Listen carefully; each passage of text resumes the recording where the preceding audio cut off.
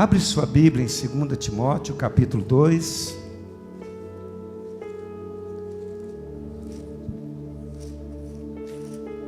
Versículo 15.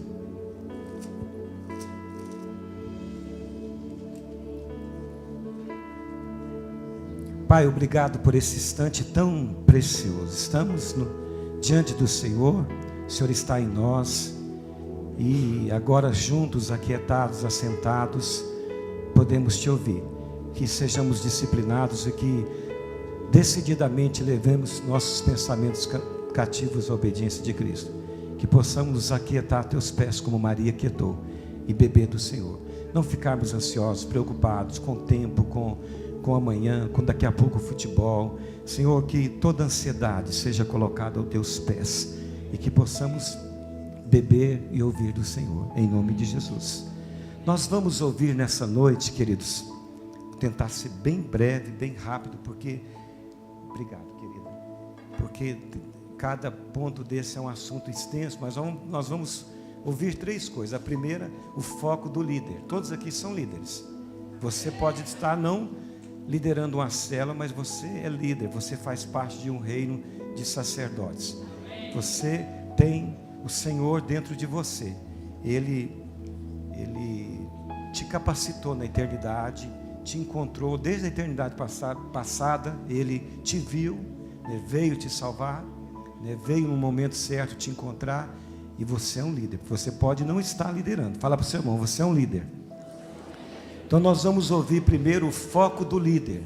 Segundo, a disciplina espiritual do líder.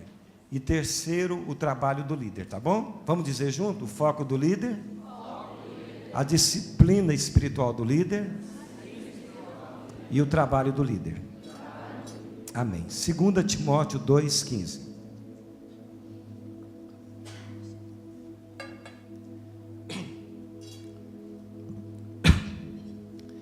Procura apresentar-te a Deus aprovado, como obreiro que não tem de que se vergonhar, que maneja bem a palavra da verdade. Amém. Duas coisas importantes aqui. Primeiro, apresentar-se a Deus, não a homens, tá certo? Obreiro aprovado é aquele que se apresenta a Deus e que maneja bem a palavra da verdade. Primeiro nós vamos falar sobre o foco do líder. E eu quero primeiramente fazer essa pergunta para você nessa noite. Para você responder para você. Responda para você.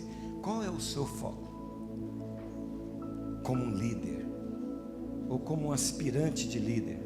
Ou como ainda uma pessoa que não é líder, mas que acabou de ouvir e tem ouvido muitas e muitas vezes aqui através dos ministérios, que você é um líder. Dentro de você é uma liderança. Qual é o seu foco? Eu vou dizer algumas coisas, nós vamos ouvir algumas coisas aqui que pode ajudar você a pensar e vai me ajudar a pensar também. O nosso foco é o nosso ministério. Nós queremos ver nosso ministério cada vez mais excelente, mais frutífero, mais autêntico, né? Mais abençoador, mais abençoado, né? Mais visto, mais relevante, né? Mais falado, comentado. Qual é o nosso foco? Uma vez uma filha chegou num homem de Deus, né, lá da Europa, um homem que ministrava nos grandes eventos, grandes encontros, escritor famosíssimo. Ela no escritório dele falou: papai, quando ela ia sair, papai, posso te fazer uma pergunta? Ele falou: pode, filho, pergunta. Ela falou: papai, por que Deus não te usa como te usava? Ele falou: filha, que isso? Olha quantos livros, mostrou para a prateleira, que papai já escreveu. Olha quantos encontros que o papai já ministrou. Vai ministrar agora esse ano. Estou me preparando aqui para ministrar no encontro mais importante da Europa. Olha quantas igrejas que papai abriu, quantos discipulados, quantos discípulos que papai foi usado para levantar. Tá bom, papai, deu um beijo no papai e saiu. Ela saiu, o Espírito Santo veio e tocou nele. Você sabe que ela está falando a verdade. Ele caiu com o rosto no chão, prostrou, buscou o Senhor deu direções para ele, claras, específicas. Larga tudo que você está fazendo e vai fazer o que eu quero que você faça. Deus levou ele para o anonimato. Deus o levou para a caverna. E depois Deus restaurou porque o ministério, o foco dele era o ministério dele. Agora eu estava pregando em Portugal, semana passada, cheguei segunda noite, segunda passada, não hoje, ontem, na segunda passada em Orlando. Eu estava com o supervisor da videira lá, pregando na igreja videira. Ele falou que conheceu um pastor na Alemanha, que o foco dele é a família. Ele vive em prol da família. Ele não está nem aí para a igreja. O salário dele vem todo mês certinho. A igreja germânica paga direitinho e um bom salário, né? Ele não está nem aí. Ele quer preocupado com a esposa e com os filhos, com o bem-estar, com a escola. É o foco dele. Aí tinha alguém fumando maconha lá fora. O pastor falou: e aquele rapaz é da igreja?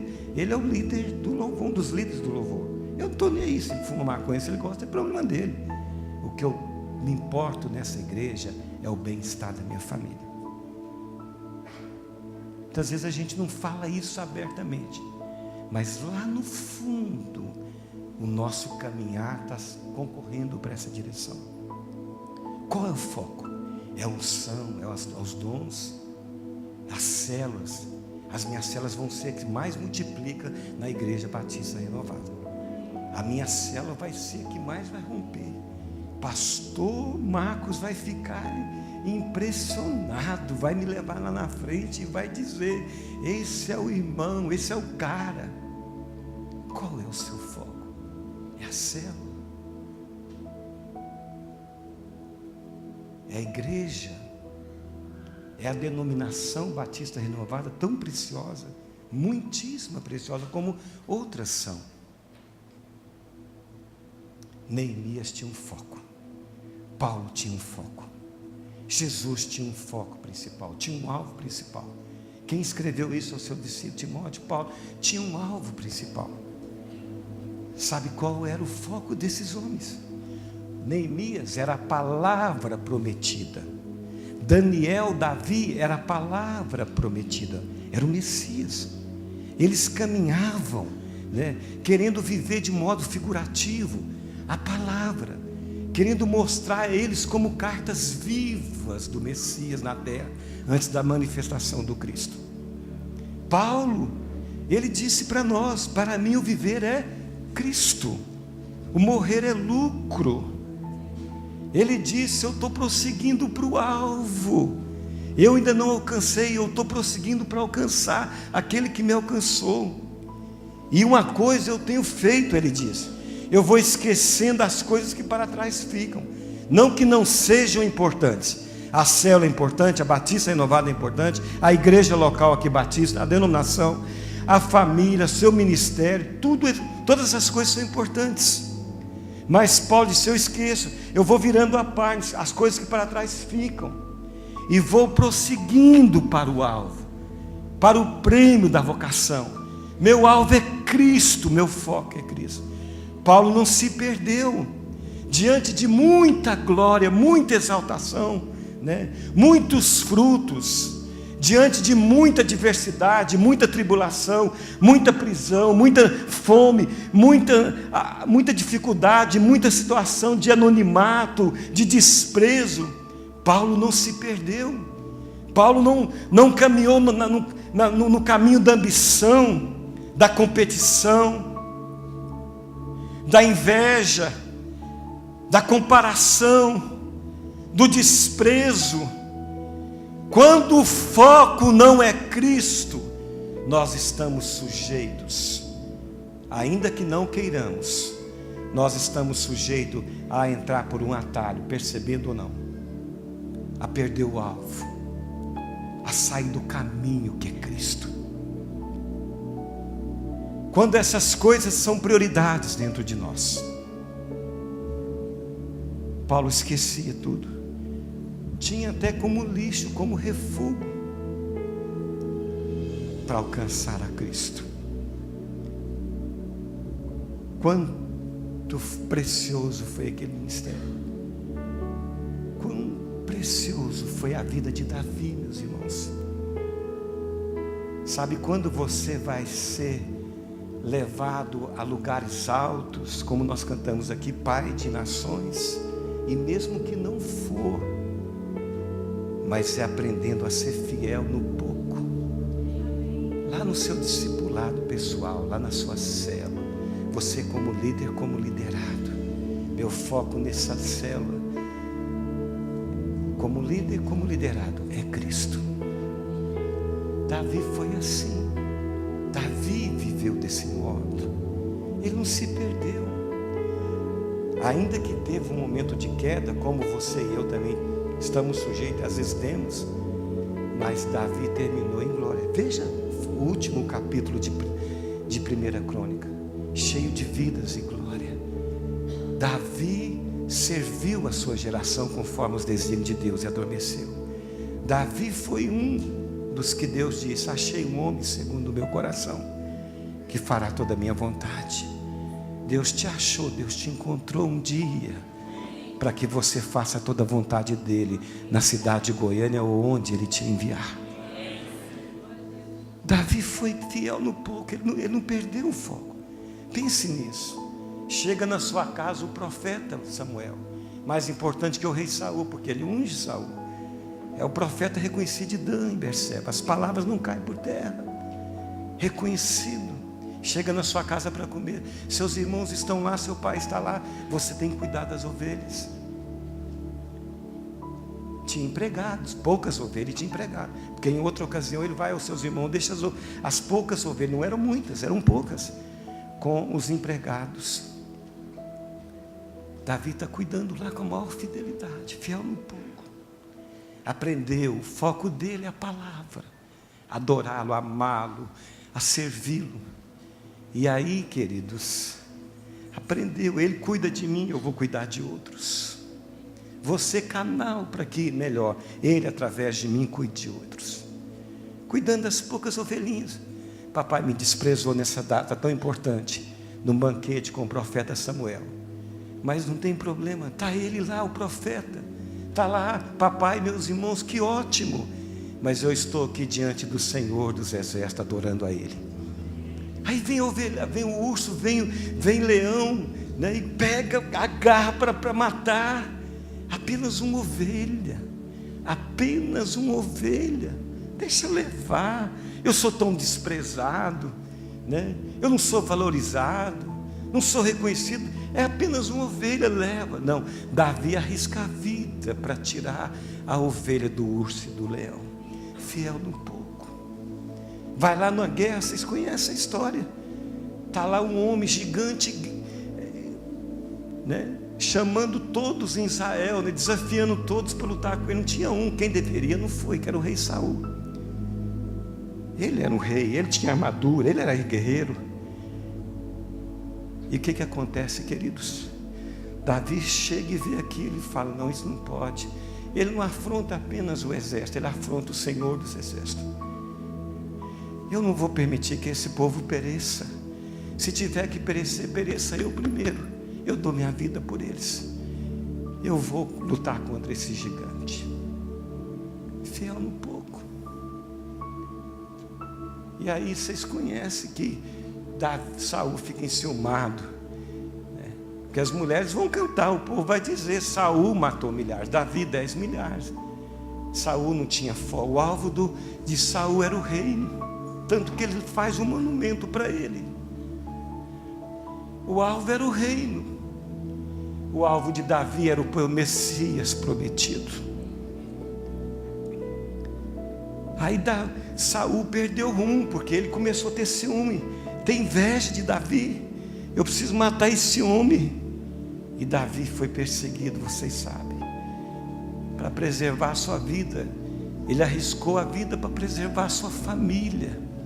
Levou para a caverna do Adulão para preservar 400, 600. Ele arriscou a vida, levando para cavernas e cavernas e cavernas. Antes disso, como pastor das ovelhas do seu pai, às vezes não tinha alimento aqui no bairro Murubi, né? Não tinha um alimento aqui, o pasto aqui secou, veio o inverno. Ele andava horas e horas e horas com ovelhas para achar pastos verdejantes para elas. Às vezes vinha tempestades, chuvas, e as ovelhinhas desabrigadas morreriam. Ele procurava as cavernas para para colher as ovelhinhas, fidelidade no pouco. E cada caverna, cada deserto, cada fuga, cada espaço geográfico era santos dos santos para Davi, porque ele habitava no esconderijo do Altíssimo, à sombra do Todo Onipotente. Não importa o ambiente, se era perseguição, cada momento era santo dos santos, porque o foco dele era o Messias prometido. Pergunta para você qual é seu foco. Eu vou passar para outro ponto, porque eu ia falar de Daniel, de outro, mas não vai dar tempo.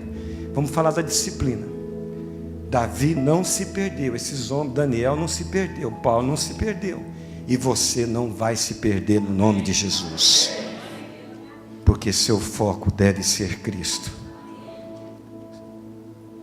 Cristo, fala para o seu irmão, seu foco é Cristo. Amém? A segunda verdade, a disciplina espiritual do líder.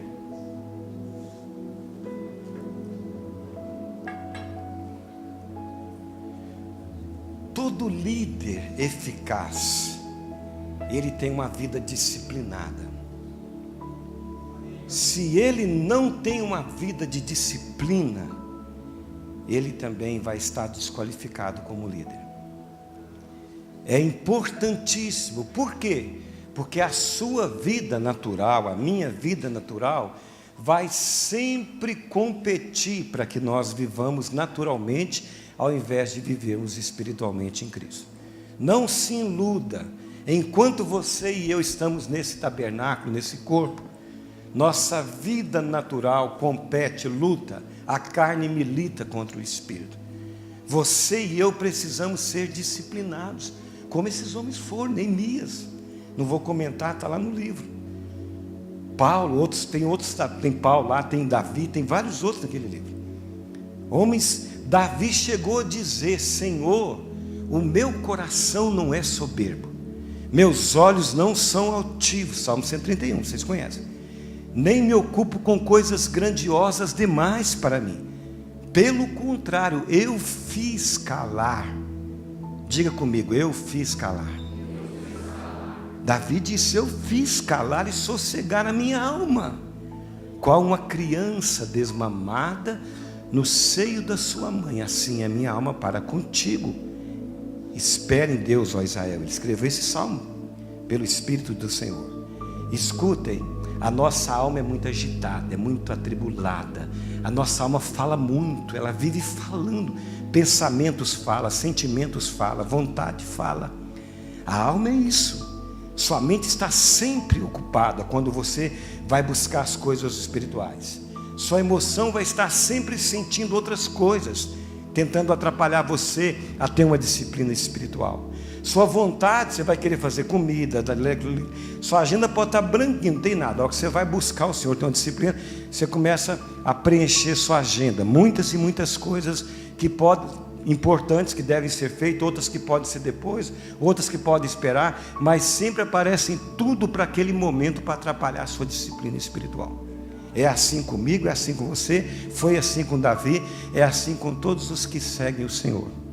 Mas você e eu precisamos ter disciplina espiritual. Disciplina e comunhão. Comunhão com Deus. O que é comunhão com Deus? Você não tem comunhão com o vizinho? Você não tem comunhão na cela? Você não tem comunhão com a esposa, com o esposo? Não tem comunhão com o colega no trabalho? Todos nós temos comunhão com pessoas. Conversamos. Estou falando aqui comunhão no sentido de conversar, dialogar, dizer seus pensamentos, seus sentimentos, seus sonhos, sua vontade. Faça isso com Deus. É você e Ele. Você não precisa levar sua esposa nesse momento, não precisa levar seu esposo, não precisa levar seus filhos, não precisa levar seu discipulador, seu discípulo. É você e Ele. Tenha comunhão com Ele. Tenha comunhão. Agora você está tendo comunhão com Ele, ouvindo Ele. Ele falar com você aqui através de mim e falar para mim também. Mas tenha comunhão com Ele vendo o futebol daqui a pouco, se você for ver. Tenha comunhão com Ele almoçando. Tenha comunhão com Ele quando você levanta, quando você deita, andando, dirigindo o carro. Sempre chama Ele para conversa, porque Ele vive dentro de você. O Espírito Santo reside na nova criação. Oração é um trabalho, mas nós não vamos colocar aqui nessa disciplina. Precisamos orar. Não sabemos orar. Você e eu não sabemos orar. E nunca saberemos. Sabemos orar, que orar é falar com Deus a sua palavra. A vontade de Deus, né, que Ele responde, né, conforme diz 1 João 5, né, é segundo a sua vontade, que é a palavra dele. Orar a Deus é falar a sua palavra a Ele. Agora escutem, nós nunca sabemos orar em nós mesmos, porque a oração é espiritual. Nós precisamos do Espírito Santo para orar. Paulo disse: nós não sabemos orar como convém. O Espírito nos assiste em nossas fraquezas. É Ele que intercede pelos santos segundo a vontade de Deus. Ele que tem a menção, Ele é Deus. O Espírito Santo é Deus, como Jesus Cristo é Deus. É um Deus. Amém, igreja? Então nós precisamos aprender a orar diariamente e depender dEle. Isso é disciplina, né? Porque uma coisa é você pegar o Pai Nosso e orar, é ótimo. É pegar Timóteo e orar pelos reis, pelos governantes, por todos os povos. É ótimo, devemos fazer isso. E o Logos. Mas podemos também orar o Rema, o Espírito Santo trazendo naquele exato momento uma oração específica. E você ora e o resultado vai ser muito mais eficaz do que do Logos. Pode acreditar nisso. Não obstante o Logos ser a palavra eterna de Deus. Amém, meus irmãos? Disciplina no louvor e na adoração. Pergunta para você: você louva? Não é tão bom na igreja louvar? Às vezes tem gente que chega aqui, pastor Marcos, carregando chumbo, né? Carregando tora, que nem eu morava na Felvete, tinha muita tora, tinha trem, carregando aquelas madeironas. Chega aqui assim, ó. Desse jeito. Não deveríamos, porque Ele falou: tomai sobre vós o meu jugo. Aprendei de mim, né? Que sou manso, humilde, acharei descanso. Nós não deveríamos carregar nada, Ele que carrega por nós. Mas a gente carrega, e chega aqui no louvor, começa a louvar, né? Cada música linda. Hoje eu canto duas lindíssimas. Aí aquelas toras vão tudo caindo, vão sendo queimadas pelo fogo, vão sendo destruídas. Você sai daqui com a peninha levinha, né? E vai embora. Por que você não faz? Uma pergunta: se você faz, ótimo. Faz isso você na sua casa, no seu quarto, no banheiro, na mesa do almoço, no carro, fazendo uma caminhada, no trabalho. Faça isso, louve e adore. Precisamos aprender a louvar a Deus em todo o tempo, né? Louvar a Deus sem cessar, orar sem cessar, orar no Espírito. Sabe, é uma disciplina, irmãos. É um caminho que nós temos que estar percorrendo diariamente. E vai ter dificuldade hoje, como terá amanhã, terá depois, mas vamos caminhar no nome do Senhor Jesus. Amém, igreja? Adorar, tão bom adorar, render-se a Deus. Disciplina de jejum. Responda para você: você jejua? E você, à medida que vai jejuando, vai buscando o Senhor, um dia o Senhor vai iluminar seus olhos lá para Isaías 58. Você vai ver o que é jejum. Sabe, vou definir jejum: duas coisas. Sabe o que é jejum? Jejum é você manifestar o Cristo que vive em você, porque a sua carne fica fraca. Jejum é o Cristo manifestado em você realizar as obras que são dele através de você. Isso está em Isaías 58. Quando os olhos do Senhor abrem, nossos olhos começamos a ver. Jejum é isso. Fala: jejum é para manifestar o Cristo que está em mim. Jejum é para que o Cristo que está em mim realize suas obras através de mim. Isso é lindo, queridos, porque a nossa vida estava morta em delito e pecado. Ele nos deu vida. Jejum é para deixar um espinho na sua carne. Jejum é para Deus quebrantar você e eu, porque nós nos quebrantamos. É verdade. É só aparecer uma doença, você se quebranta. É só aparecer um desemprego, eu me quebranto, você se quebranta. Quando as coisas fogem do nosso controle, nós nos quebrantamos. E somos sinceros, queremos ver a situação mudada, queremos. Deus vê de cima, Deus vê de dentro.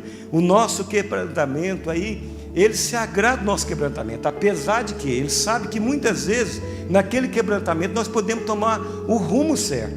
Mas Ele sabe também que muitas vezes, naquele quebrantamento, quando as coisas são resolvidas por Ele, nós voltamos à estaca zero. Nós voltamos muitas vezes, já resolveu o problema, a ser pessoas mais naturais do que pessoas espirituais, que nós somos também.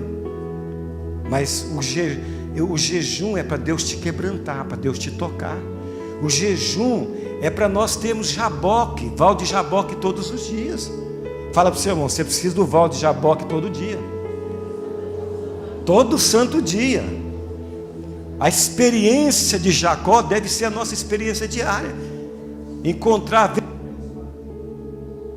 face a face do nosso Deus. Jesus diz: das trevas resplandecerá a luz. E Ele mesmo resplandeceu em nossos corações para a iluminação da glória de Deus na face de Cristo. Nós temos esse tesouro em vaso de barro, para que a excelência do poder seja de Deus, não de nós. Então o jejum é para nós termos o val de Jaboque todos os dias.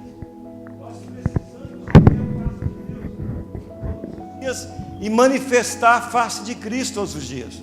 Vocês lembram que Jaboque significa despejado.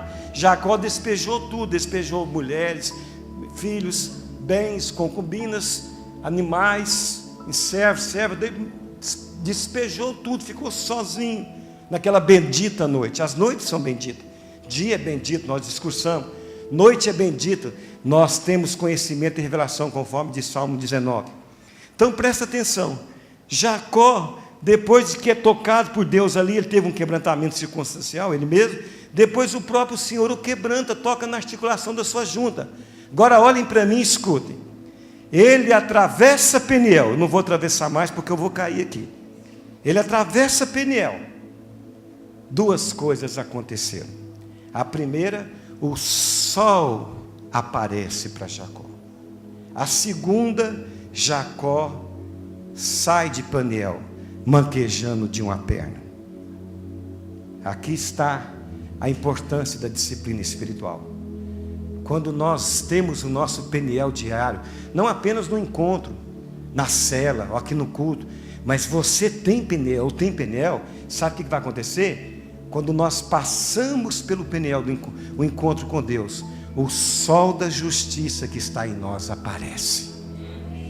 E a segunda coisa, nós passamos a mancar na nossa vida natural. Nossa carne se enfraquece, nossa carne fica manca. Isso é o propósito da vida cristã. É a sua carne estar totalmente rendida ao Espírito. É você manquejar, meu querido irmão. É você se tornar um Jacó. É você ter um espinho na carne, amada irmã. E nesse espinho, a graça de Deus é suficiente para nós a cada dia. E a graça é Jesus Cristo. É nele que nós temos a nossa força. Disciplina na palavra.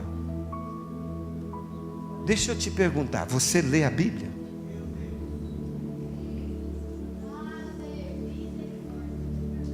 Ou você hoje nós temos, pastor, nós vivemos uma outra época, muita tecnologia, eu preciso estar informado. Hoje eu navego no mundo em meia hora, eu vou em tudo, viajo 5 continentes pelas redes sociais. É verdade, a ciência se multiplicou, Daniel disse. Aquele tempo também eles tinham muitas coisas que ocupavam. O mundo é mundo, desde aquela época. O que tinha no mundo naquela época tem hoje, e vai ter até o retorno do Senhor. Porque o mundo, ele inicia, sabe aonde? Ele inicia quando um anjo cai. Ele traz a realidade do mundo. Um mundo sem Deus. Ele inicia lá no Éden, o Senhor, né? Não é um mistério, muitas coisas nós entendemos. Deus não queria robô, queria pessoas que o amam e se entregam a Ele voluntariamente. O mundo estava lá na árvore do conhecimento do bem e do mal. Porque o que tem na árvore? Cobiça da carne, cobiça dos olhos, soberba da vida. Você vê isso lá com Eva, na tentação de Eva. Você vê isso na tentação de Jesus em João 4. Você vê isso em 1 João 2. Não ameis o mundo e nem o que há no mundo. Porque o que tem no mundo, cobiça da carne, cobiça dos olhos, soberba da vida, não procede do Pai, e sim do mundo. E o mundo vai passar com as suas concupiscências, mas aquele que faz a vontade de Deus permanece para sempre. E eu estou olhando para irmãos e irmãs preciosas, que fazem a vontade de Deus, e que vão permanecer para sempre, e que as obras que vocês estão fazendo vão acompanhar vocês de eternidade a eternidade, porque são feitas em Deus e não em vocês mesmos. Pode aplaudir a Ele.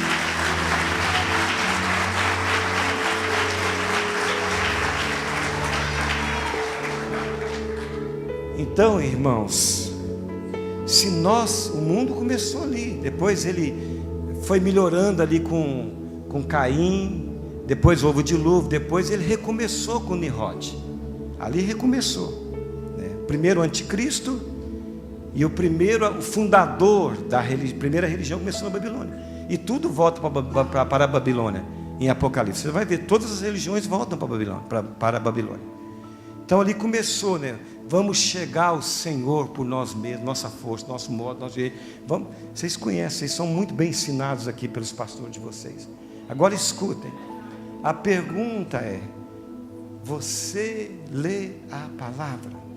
Nós temos que ler a palavra, nós temos que memorizar a palavra, nós temos que meditar na palavra. Sabe, às vezes eu ando orando em línguas na minha caminhada e eu li a palavra. Eu não sou uma pessoa que esmiuça, que lê devagar, que fica 20 minutos em cima de um versículo para receber revelação naquele versículo. Não, eu leio rápido, confesso a vocês. Mas quando eu vou andar, eu medito quando eu estou lendo. Procuro memorizar quando eu estou lendo, melhor. Aí quando eu vou andar, eu começo a imaginar aquilo, eu vou ruminando aquilo que eu li. E o Senhor vai me dando luz, revelação. Aí eu volto para casa, pego o computador, aí eu estou escrevendo um livro, Deus começa a trazer. Deixa eu falar de mim mesmo agora, não da parte do Senhor, mas da minha parte. Eu tenho autoridade para dizer isso para vocês. Eu comecei a ler a Bíblia em 79, 80, 81, 82, talvez eu li ela uma vez ou duas vezes. Eu não me lembro qual ano que foi, mas depois eu passei a ler a Bíblia 3, 4, 5 vezes ao ano. Já li 7, sendo pastor de uma igreja de 700 pessoas em Ribeirão Preto, em 91 ou 92. Eu tenho a prática de ler esse livro pelo menos 3 vezes ao ano, todo ano. Então acho que eu tenho autoridade para dizer. Leia a palavra, querido, que a palavra habite ricamente no seu coração. Precisamos de disciplina na palavra. E quando eu li 7 vezes, eu pastoreava, eu plantava igrejas. Plantei igreja na região de Ribeirão Preto, na cidade de Ribeirão Preto.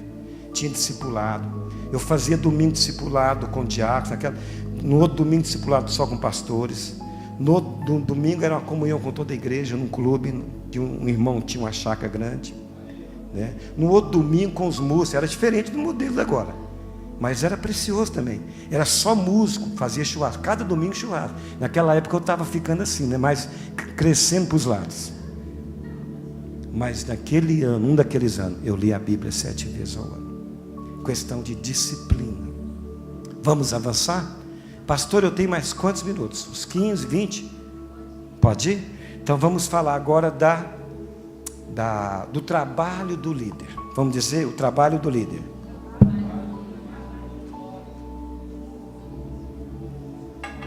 Qual é o meu trabalho, pastor? Eu sei qual é o seu trabalho. Você pode não saber, mas eu vou te dizer agora. Eu sei qual é o meu. Qual é o meu ministério, pastor? Você pode não saber, mas eu sei. Deus me mostrou. E eu tenho autoridade no nome dele para dizer isso para você. Eu sei qual é o seu ministério. E eu sei qual é o meu. Quais os dons que eu tenho, pastor? Eu sei quais os dons que você tem também. E eu sei quais os dons que eu tenho. Então vamos lá por parte? Qual é o seu trabalho? Nenhum. Você não tem trabalho. O dia que você tiver trabalho, você começou a atrapalhar Deus. Fala para o seu irmão: seu trabalho é nenhum. Aí teu irmão vai falar: graças a Deus, agora não vou ter mais responsabilidade na célula. Pastor Carlos agora fica ali, né? Aquela coisa, hoje eu ouvi uma coisa. Posso falar uma pérola que você soltou ali? A pérola de confrontar com amor. Jesus confrontava com amor. Jesus fazia coisa que nós não faríamos, líderes. Eu não faria. Talvez o pastor Carlos, que é mais espiritual, faria, né? Ali quando fica só 12, ninguém mais fica, ele tem a coragem de perguntar aos 12: e vocês querem ir embora também? Eu não perguntaria, eu ficaria murchinho. Nossa, Deus, não deixe esses 12 não, pelo menos fique 12 comigo, né? Sabe qual é o seu trabalho? É nenhum. Aí agora eu não vou fazer mais nada na célula, pelo contrário, quando você não trabalha, aí você vai trabalhar muito, muito, muito, muito mais, e vai ser muito, muito, muito, muito mais frutífero. Jesus viveu desse modo. O Filho do Homem não pode fazer nada de si mesmo, tudo o que ele vê o Pai fazendo, ele faz. E ele disse: eu sou videira, vocês são os ramos. Aqueles que permanecem em mim e eu neles, esses dão muitos frutos, porque sem mim nada podeis fazer. A obra é dele, o trabalho é dele. Nós temos que aprender em descansar em fé, descansar em obediência, crer.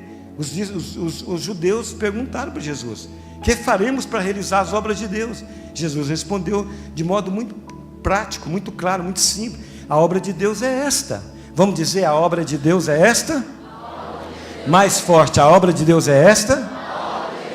Que creais naquele que foi enviado por Ele. Meu trabalho é crer, meu trabalho é esperar, meu trabalho é aquietar. Por isso que é importante a disciplina espiritual, porque você se rende a Ele, você vive uma vida de renúncia. O preço é renunciar, o preço é brigar contra você mesmo. Seu inimigo é você, é a sua vida natural que impede ele trabalhar em você, através de você. Então, o trabalho é dele. Eu gostava demais, até hoje eu canto, às vezes andando. Não vou cantar aqui para não escandalizar ninguém, né? Não escandalizar no bom sentido, né? Vocês vão falar assim: você devia ir lá para aqueles shows, como é que fala? The Voice, esses outros também falam assim: você vai voltar para casa em crise com Deus. Fala: Deus, por que isso não me deu essa voz que deu para o pastor Jefferson, né? Então não vou deixar você escandalizado assim, irmão. Então, mas a música diz assim, não tenha sobre ti, do João Alexandre, nenhum cuidado qualquer que seja, pois apenas seria muito para você. É meu, só meu, somente todo o trabalho. E o seu trabalho é descansar em mim. Aquele que entrou no descanso de Deus, ele mesmo descansou de suas obras, como Deus das suas. A igreja não tem obra, você não tem obra, eu não tenho obra. A obra é Cristo, a obra é dele. Então nós não temos trabalho, o trabalho é dele. Temos que ter fé, ter obediência, submissão, crer na liderança nossa que ama Ele, que tem caminhado um pouco mais adiante, que tem trazido ferramentas preciosas para a nossa edificação, para a nossa evangelização, para o nosso crescimento espiritual, e avançar. Amém? Quais são os seus dons? Nenhum. Os dons são do Espírito Santo. Deixa Ele te usar. Deixa Ele te usar. Qual que é o seu ministério? Pastor, eu sou músico, só vem aqui para cantar, nem céu não vou. Está errado, você perdeu o alvo. Meu ministério é evangelizar, pastor, somente evangelizar. Eu sou evangelista, né? Você já perdeu o alvo. Você não tem ministério. O ministério seu é Cristo. Cristo é o nosso ministério. E o Cristo, essa igreja aqui é apostólica, porque o Cristo está nela. Essa igreja é profética, porque o Cristo está nela. Essa igreja é evangelística, porque o Cristo está nela. Essa igreja é uma igreja de ensino, porque o Cristo é mestre dos mestres, está nela. Essa igreja é pastoral, porque o supremo pastor das nossas almas está dentro dela. Seu ministério é Cristo. Deixa Deus te usar, né? Às vezes Ele vai te usar mais no evangelismo, ótimo. Às vezes vai te usar mais no discipulado, aleluia. Às vezes vai te usar mais no ensino, glória a Deus. Às vezes vai te ensinar mais no apacentamento, no pastoreamento, no aconselhamento. Louvado seja o nome dEle. Vai deixar Ele te usar. Não quer dizer que Ele está te usando no evangelismo, Ele não pode te usar no apostolado. no discipulado, porque o Cristo que vive em você é apóstolo, é profeta, é evangelista, é pastor e mestre. No Novo Testamento ele tem esses ministérios, essas funções. No Velho Testamento ele é rei, ele é sacerdote, ele é profeta. Então ele está em você. E o Espírito que está dentro de você é o Espírito Santo. E o Espírito Santo está dentro de você é o Espírito de Cristo. Quando Paulo queria entrar na Ásia, o Espírito Santo resiste ele. E aí depois ele pensa para o lado de Bitínia, o Espírito de Cristo o impede. Aí ele tem uma visão para que venha um Macedônio, passe em Macedônia, nos ajuda. Espírito Santo e Espírito de Cristo. A mesma pessoa em Paulo. Porque Deus não é três, Deus é um. Deus é Pai, Filho e Espírito Santo. Mas Ele é um só. Ele manifesta como Pai, Filho e Espírito Santo. Ele subsiste como Pai, Filho e Espírito Santo. Mas Deus é um. Amém, meus irmãos? O Espírito Santo, então, que está em você, portanto, ele também é apóstolo, ele é profeta, ele é evangelista, é pastor e mestre. Dentro de você, bate assim em você, em seu espírito. Fala, em meu espírito está a vida de Deus. E ele é apóstolo, profeta, evangelista, pastor e mestre. Agora segura sua mão aí. Potencialmente, latentemente, essas funções, esses mistérios estão aí dentro de você. Pode ser que você vai agir em todas. Pode ser que você vai agir em parte em alguns desses ministérios e mais abundante em outros desses ministérios. Mas o Espírito que está dentro de você e dentro de mim não foi dado por medida. Ele nos deu a presença plena dele. Queria ouvir um amém bem forte para ele. Então fala para o seu irmão, deixa ele te usar. Seja um que é como o vento, né? É como o vento. O vento está vindo, está indo, ninguém sabe de onde ele veio e nem para onde está indo o vento. Assim são aqueles que são guiados pelo Espírito. Você é um vento, meu irmão. Eu sou um vento como um vento, né? Vento vem, vento vai. Nós somos, essa igreja aqui é uma igreja de ruiós, filhos ruiós. Sabe o que é filho ruiós? Filhos maduros. Tem os filhos pequenós, que são filhos bebês, e tem os ruiós, que são maduros em Cristo. Fala, eu sou um filho ruiós. Fala, no nome de Jesus, pela fé, eu tomo posse que sou um filho ruiós, guiado pelo Espírito. Filho ruiós não tem caminho, ele é o caminho. Filho ruiós não tem sonho, ele é o sonho. Não tem mais vontade, ele é a vontade. Amém, meus irmãos? Então a igreja que está sendo edificada aqui, esses 5 ministérios, pastor, aperfeiçoou os santos. Faz os santos se tornar perfeito em quem? Em Jesus Cristo, porque ele é o homem perfeito. Aqui está, presta atenção, já estou quase terminando. São 9 quanto lá? Ainda dá tem um tempinho ainda, né? Tem? Então, presta atenção. O homem perfeito, Jesus Cristo, que é Deus bendito eternamente também, nós estamos sendo aperfeiçoados a fim de que ele seja o primogênito entre muitos irmãos. Concordam comigo? Ele é aquele homem. Lembra da visão que Jacó viu lá na pedra? A escada e os anjos descendo e subindo. Ele é aquele homem que falou ali para Natanael: você, porque me viste, porque eu te disse que te vi de trás da figueira, você creu? Coisas maiores verás em verdade vos digo, vereis o Filho do Homem e os anjos descendo e subindo sobre ele. Esse homem que ele falou é ele, mas esse homem que ele falou é você também. É um homem individual ele, e é um homem corporativo a sua igreja, o seu corpo. Amém, meus irmãos? Então nós estamos sendo aperfeiçoados como pedras vivas, como morada de Deus em espírito, como diz no livro de Efésios, como noiva, como corpo, como exército. Isso é maravilhoso. E esses ministérios contribuem, né? Está nos levando para a unidade da fé. E de repente, querido, presta atenção no que eu vou dizer aqui agora. Esses 5 ministérios que estão dentro de você, porque o Cristo está aí, o Espírito Santo, quer usar você para essas verdades da edificação da igreja.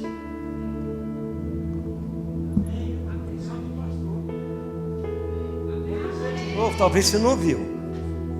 talvez você seja e Ele, nos deu apóstolos, profetas, evangelistas, pastores, mestres, para edificação do corpo, para aperfeiçoar os santos. Talvez você seja um deles.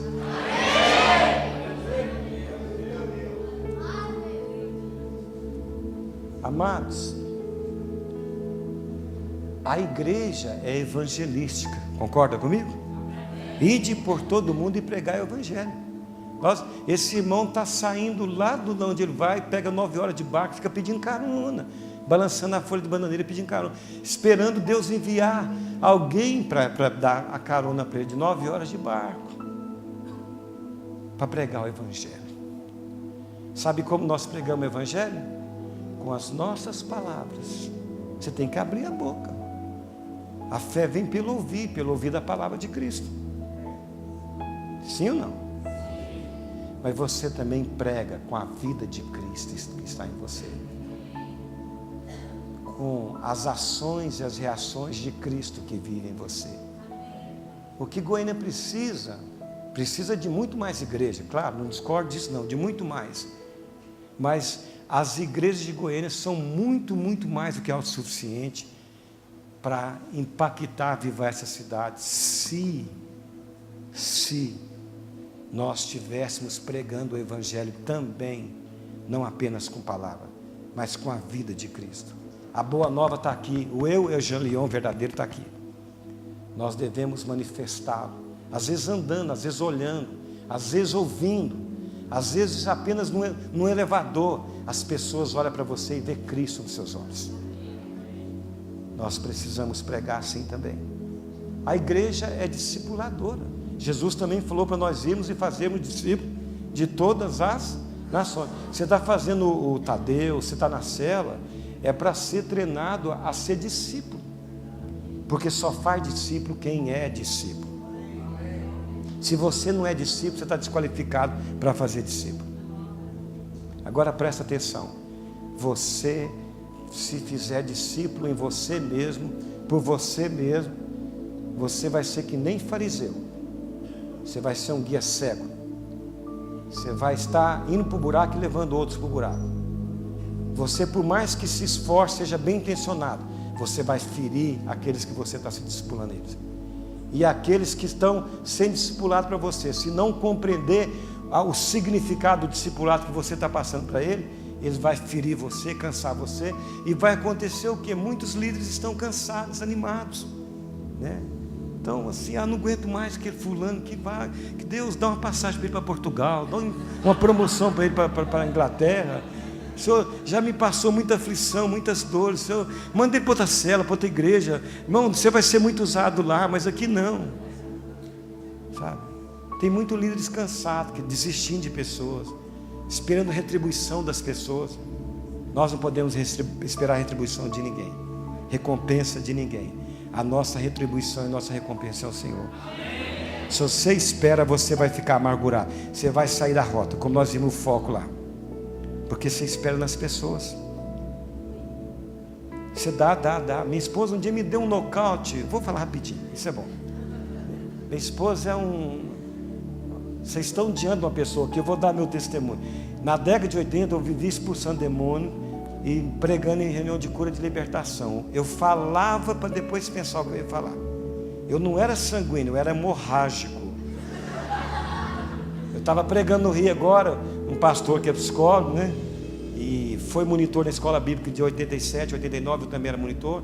E ele foi aluno e eu era professor aqui em Goiânia. Aí o outro pastor jogava voleibol na seleção brasileira lá em Niterói. O pastor com ele falou assim para ele: como é que você é muito manso, você é muito calmo, você fala tão calmo. Aí ele pegou, interrompeu e falou: você não conheceu ele em 87 como eu conheci. Esse homem era um trator, era um general com os discípulos dele. Você não conheceu esse cara. Mas por que mudança foi essa? Ele falou assim: bendita Carmen. Não foi a minha esposa, bendita Carmen, foi a Carmen. Ela tem o Senhor através dela, claro, não ela mesma. Um dia nós cuidamos de um casal, Deus usou para levantar como obreiro de água. Sair da igreja falando mal de nós, falando coisa que não era verdade. Ficou mal para eles na igreja. A igreja conhecia a gente, conhecia eles.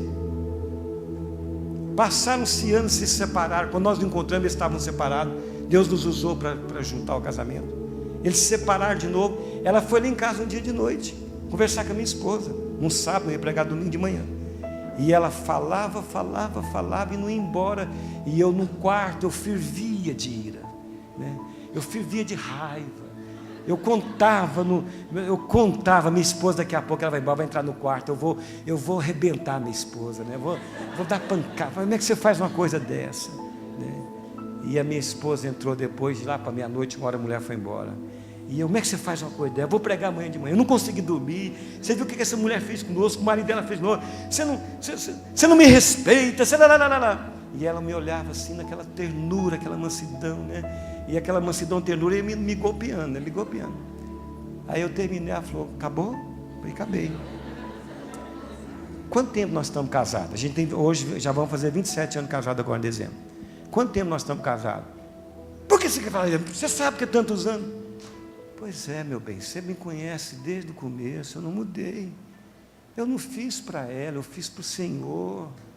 Se ela voltar aqui um dia, se ela falar pior de nós, que não seja verdade, se um dia ela vier aqui, o Senhor está em mim, é uma ovelha perdida, eu vou trazer de volta para o aprisco. Eu não tenho recompensa dela, a minha recompensa é o Senhor, meu bem. Aí a pancada foi a última, né? Puf, caí. Foi no queixo, aquelas de queixo, meu irmão. Puf, caí.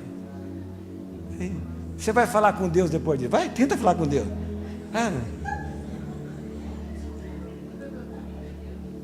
Irmãos, nós somos discípulos. Fala para o seu irmão, você é discípulo. Mas escute, por favor, estou terminando. Eu vou falar de discípulo e de restauração, bem breve. Não tente ser discípulo em você mesmo, na sua vida natural. Vou repetir, não tente ser discípulo em você mesmo, na sua vida natural. Você vai fracassar. Você vai frutificar hoje, amanhã você vai fracassar. Agora escute, abra bem seus olhos espirituais. Abra seus ouvidos espirituais agora, escute. Não tente, porque você vai falhar.